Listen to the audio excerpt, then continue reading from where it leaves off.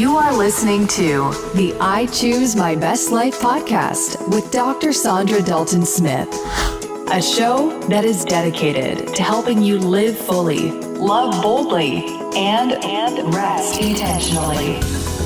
For additional resources, visit ichoosemybestlife.com.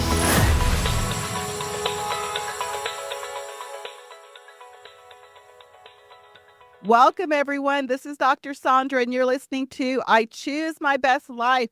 Today, I have with me a business systems expert that is going to help us understand how we can use systems to improve our business flow. And honestly, I think this can also be incorporated into your life if you're a parent or someone who is trying to get some systems into your day-to-day existence to decrease the overwhelm and increase those opportunities for rest. Joining me today is Amanda Moffett. She is a Christian wife, mother, and passionate businesswoman who is also helping other women walk through a similar journey of stepping into a life that is more systematized. So, Amanda, I want you to begin by sharing a little bit with us. How did your business journey begin? Yes. So, hi, I'm so excited to be here today. So, I actually started so young. I feel like my entrepreneurial journey is strange. It feels like a movie when I explain it. When I was 17 years old, I worked for a dance studio. I used to be a ballet dancer and I traveled the world for that. New York, Spain, Austria, and so many places. And so I got a job at a dance studio, just teaching like 1 or 2 nights a week, just totally on the side. And completely out of the blue, when I was 17 years old, my boss at the time, who owned the studio, took me into her office and she said, "Amanda, I'm moving across the country. I know you're young. I know this is completely like blindsiding you, but would you like to buy this business and be the new owner?" And I was completely just in shock. And I just felt this tugging in my heart and the Lord telling me, take this opportunity, jump on this. I'm going to be with you every step of the way. Even though you're 17 years old, you've never owned a business, you've never worked in business management in any way, literally nothing, but I'm going to walk with you on this journey. And I graduated high school in June and I bought the business July, signed all the papers at 18, and all overnight, literally overnight, I went from just had finished high school, no responsibilities, nobody that I'm leading, to having multiple employees and about 100 clients right off the bat overnight. And so now I had these employees relying on me and clients and communications and managing all of the things that one manages when they have a business at 18 years old, fresh out of the gate. And it was obviously not like a slow climb. It was literally from black to white, like my black and white shirt right now. But I very quickly got thrown into the deep end of business and entrepreneurship and very quickly learned that this is not for the faint of heart. I need to grow a thicker skin. And wow, this is really hard sometimes. And from that, I failed 1,000,001 times. I got back up 1,000,002 times. I kept trying. I kept hiring, firing, systemizing. I really wanted to clean up the nitty-gritty of how the business worked so that I could scale it better. And I learned the hard way for pretty much every single thing I've ever learned in business.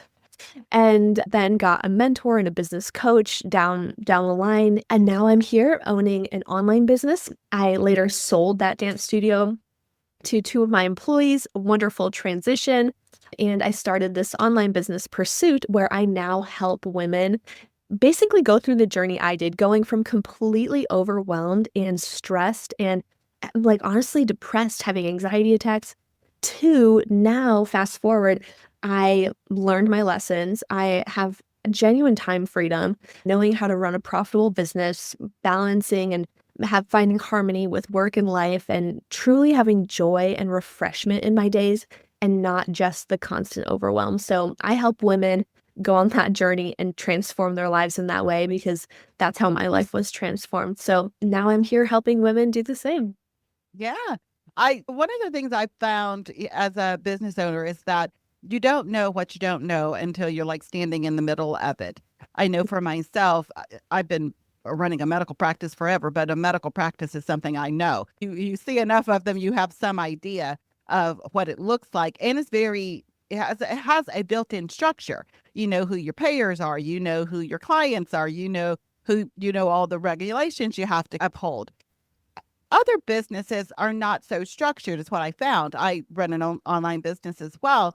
And what I'm noticing is, and when I first stepped into that, is that there is structure, but you don't know that there's structure until it's about to crumble all around you because you feel overwhelmed. You talk about 6 pillars of a business. And to me, that is what that structure is. It's the infrastructure that actually gives everything else a place to hang, so to speak, so that it's not just chaos. So what are those 6 pillars that someone would need to have the infrastructure started within their business? So I came up with these 6 pillars because, like you said, it's hard. You feel like things are crumbling around you and you feel like there's no structure. So to make it really tangible for my students, I created these 6 pillars. They are: number 1, leadership; number 2, team; number 3, profit; number 4, offer; number 5, marketing; and number 6, operations. So leadership, team, profit, offer, marketing, and operations. And if you look at all of those 6 things, you can fit anything you ever come up with in your business, anyone ever brings to you, anything that ever has to happen in your business will fit into one of these 6 categories. And what I found is that when I teach my students, my audience, about their different systems and processes and how to run their business smoother so that they can have more freedom of time and mind, when you break it up into these little categories, it makes it so much more tangible, and you can actually take action on all of the little nitty-gritty things that have to happen, because it's not just this huge, big, overwhelming pile of a mess where you don't know where to start, you don't know what to do. It makes it just so much easier and clearer, and it takes away a lot of the initial overwhelm for sure. Now, we've been talking about this word systemization, and I under the assumption that everybody probably knows what that is. And I think most people have a general idea of what it is, but I would love for you to share a little bit more deeper about what it actually means to systematize your business. Because it's not just about plugging in this one size fit all solution. There's customization, so to speak, with your systemization. So I would love to hear just even your definition of systemization and what are some first steps someone who doesn't have any systems in place can begin. Mhm. Yeah, so there are 3 main factors or pillars of this type of, to wrap our head around what even is a system, how would I have that in my business, what would it tangibly look like? So there are 3 main things I'd like to touch on. Number 1 is a systems mindset. So your literal way of thinking changes when you adopt a systems mindset. And a systems mindset is this. I'll give you an example from my real life motherhood, okay? So I know that there are so many moms out there maybe listening who also struggle with keeping their kids' socks paired up. When you're doing laundry, socks are everywhere. You're trying to find the pairs that fit, and it's a nightmare, and you lose the socks, and then there's single socks, and it's a whole thing, right? So my systems mindset said, okay, Amanda, how can I make this easier? How can I make this less time consuming? How can I make this better for myself, more efficient? And what I did was I bought a pack of 30 of the same socks, the same white socks. And guess what? I never have to pair up socks anymore. And I don't spend any time pairing up socks because you know what? They're all white. They're all the exact same sock. And so that is just one little micro example of when you ask yourself these questions constantly, it becomes second nature once you start like really working on this in your own life, in your business, but asking yourself the question of, how could this be simpler? If someone is doing it faster than me, what are they doing differently than me? How could this be easier? How can I use less brain power to get this done? Or sometimes the question is, does this even have to exist at all? And sometimes in business, the answer is no, you should probably cut that out, actually. The systems mindset is the first thing. I love that. Yeah. It's the whole sock example. I was like, that is such a practical and time saving and Yeah. stress saving step. And it's not one of those things where we're talking about business, but as I mentioned in the opening, this can be applied to so many areas of life. Yes, so continue. I love this. Yeah. And so that exact stock example, like you would be amazed by how many times I talk to female entrepreneurs and there's something in their business where I'm like, wait a second, pause. What about this and this? Have you ever thought of it this way? Have you asked yourself what part of this stressful situation we could eliminate altogether or change? And it's like these light bulbs come on. So the first part of all this is your systems mindset. We're literally just thinking that way. And the second part is there are two main ways that you can systemize in your business, technology or team. And by systemize, I mean make something easy to repeat and replicate without you having to be involved, making sure that something is efficient and doesn't take up extra time on your end or extra brain space. And so a system can come in many forms. Either you having a system of delegating a specific task to a team member and ensuring that they have all of the things they need to do that task successfully 100% without any input from you, so that it's literally off of your plate and you're not doing that anymore. So team or technology. Something that most people think of right away when they hear systems is like some sort of a tech automation, like, oh, when people click this button on my website, right away, something pings on in the background and they get sent this email or whatever. That is a system, that's technology and automation, but that's definitely not all of it. There's a lot to it. For example, I love templates. Templates are my best friend. I will rave about templates till the day I'm no longer here.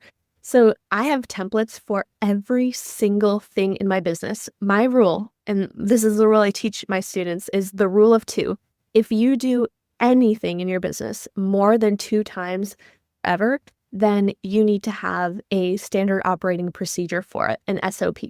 And that's a really long, fancy way of saying you need to have some sort of way that's not just in your brain. It's down on a document, in video format, a copy and paste template, whatever it is, so that somebody else could take that SOP and do the task themselves and be successful with it.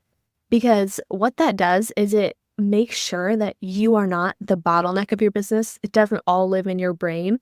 And if you, Lord forbid, if you had a coma and you were out for a month and nobody could get a hold of you, your business wouldn't completely fall apart. You had systems in place so that people would know what to do. They would know where to find things. It's basically being organized. I think for myself, when I look at some of those early days, that the thing that was most missing was this concept of time freedom can be integrated into a business. Sometimes you hear people say something like, are you working in your business or do you own your business or do you work in your business? That type of mindset. In other words, how much of the business is occupying your life? And when you don't have systems in place and you don't have a good understanding of how you're going to divide the workload up between technology or teams, you lose that time freedom. So what are some general tips that you would give someone who is constantly saying, I don't have time. I don't have time to coach. I don't have time to learn about these tips. I don't have time to listen to a podcast. I don't have time to cook dinner. You've lost all time freedom. How do we begin to get that back? Yeah. So I say this with so much love and empathy in my heart. I promise. I'm holding your hand on the other end of that microphone with so much love and care when I say this. But I also am a little bit of a tough love girly, okay? A little bit of tough love is a good thing. And I don't know about you or your listeners, I enjoy a little bit of tough love sometimes to get my booty up and doing the thing I need to do. And that is what I have for this type of situation. I understand the feeling. I understand the feeling of genuinely feeling like I cannot do that. I cannot listen to that course right now. I cannot implement that 2-step process. I don't have time right now. I understand the feeling. And I also know that we prioritize the things that are genuinely important to us. You have time to feed yourself and feed your children and make sure that the basics of your life to literally keep your days going happen. We prioritize the things that we really want. And then, yes, I love a good TV show at night too. I love a good movie night. I love date nights, double dates with my friends, all of the things. Okay. I love all of those things. But it really does go to show if you take an audit of your time, you really do have time. And I hate to be the person to say, you have time, you just have to find it. I get it. I know that kind of sounds annoying to be one of those people who says that, but it really, at the end of the day, is the truth. In most cases, if you just sit yourself down, you say, okay, I'm going to take the reins back of my life. I will prioritize what is important to me. I will do this. Where there's a will, there's a way. And so that's like the higher level, like a little bit of a tough love. You've got this. Practically speaking, I would start so small with one thing. One of my favorite books ever is The One Thing. And the total side note, go read that book if you haven't and you're listening to this. But it really is true. There's normally one thing in life where if you change that one thing, or if you eliminated that one thing, or if you added that one thing, it would have a significantly big positive impact on your life and your day to day.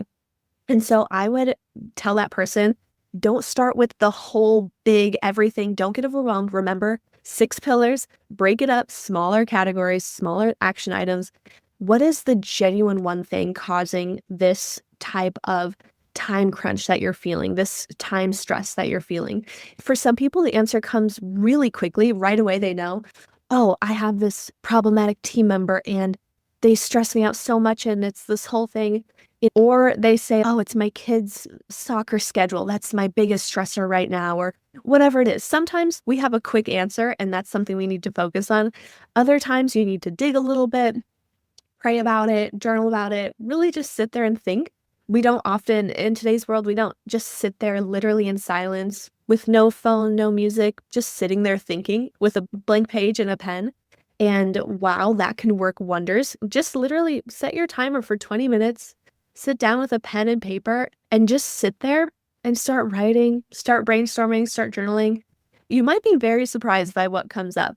But to that person, I would say, for what is important to you, for what you genuinely want in life and what you prioritize, you do really make the time and focus on one good thing first, make a big impact with that, and then do the next thing. It's only one thing at a time. You're just human, and that's okay. That's good. That's beautiful. So that's what I would say. Excellent. I want to finish with this. Our time is coming to an end, and I want to have an opportunity for you to share. You've worked with so many different women, and I'm sure that there have been some characteristics, qualities, some things that you've noticed that are repetitive in those who have been successful in their entrepreneurship journey. What would you say are 3 qualities of a successful Christian entrepreneur? That's a beautiful question. I would say the first thing is literal perseverance, endurance. Everyone gets knocked down over and over and over again, whether it's in a big way or tiny micro ways that are just frustrating throughout your week as a business owner. But everyone does. So for you to make it at all, anyone who's successful in this, it's cliche, but they really do just keep getting up. That's what it is at the end of the day. You just keep having to show up no matter what. The second thing I would say is, at least for the women I've worked with, I'm just so blessed by the women I've met in this space, but they have a genuine, beautiful, pure heart for actually helping the people they serve. Like, it doesn't come from these selfish motivations, or obviously they have many different reasons for why they're pursuing their business and all the things, but they genuinely have such a beautiful heart towards other people, and they're so graceful and generous with their heart, with their kindness. It's just, they have a beautiful heart. And maybe that's just the people I do business with. But so number one, I would say endurance and the ability to keep getting up in the hardest of situations and keeping your heart and your mind healthy and good and beautiful and being gracious towards others. And then number 3, I would say they like with the tough love comment I made earlier, they give themselves a little bit of tough love when they need it. They're able to speak to themselves in a really good way that gets the results they want. So really good entrepreneurs who are very successful, they don't need motivational speeches every single day in order to get up and do the thing. Sure, we all love some good inspiration and motivation at times, encouragement, community, all those things are amazing, and yes to all of it. But if you are someone who really needs that like all the time in order to succeed, then entrepreneurship might not be the best path for you. I might say just simply because the people I see becoming very successful, the women I've worked with, they have this inner dialogue of being able to talk themselves out of a spiral. They're able to talk to themselves and calm themselves down and approach the situation with a clearer head. They talk to themselves in their brain like kind of like self-therapy a little bit. They have a healthy inner dialogue, I would say. So I would say entrepreneurship, to be successful, I would say the women I work with, they have endurance and a gracious heart, and they're able to have really good inner dialogue, and they keep their mental health in check that way.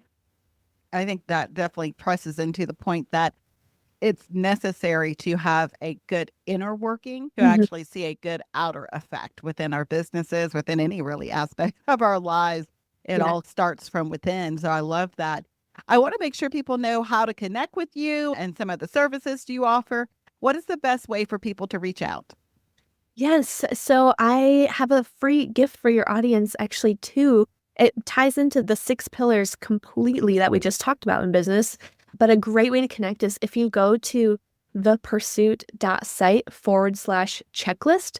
I'll give you a checklist about the 6 pillars. I take you through a nitty-gritty checklist. It's super satisfying. If you're type A like me at all, it's fun to go through the list. I go through multiple different things in all 6 pillars that we talked about. And so if you want that checklist, it's totally free, thepursuit.site/checklist.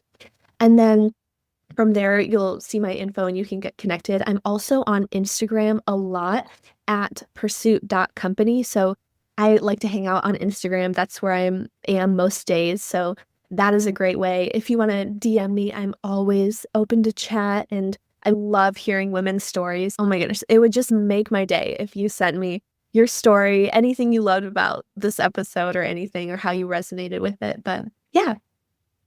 Excellent. We will link to your freebie as well as to your Instagram site so that people can connect with you and really go deeper into this topic. I feel like whether you're listening and you have a business, whether it's a brick and mortar or if it's an online business, these principles work for all of them. But as I said, it also works just for getting the business of your life organized and together, because you can have teams within your day-to-day life. There are people that I depend on greatly just to do some general functions within my home and my regular day-to-day family life. So much great content, Amanda. Thank you so much for joining me. Thank you, Dr. Saundra. It was a pleasure. Until next time, everyone, live fully, love boldly, and rest intentionally.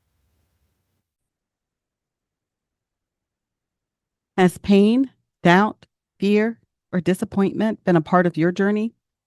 If so, I invite you to join me for 50 days of hope and healing within my devotional, Come Empty. Pour out life's hurt and receive God's healing love. You can learn more at comeempty.com.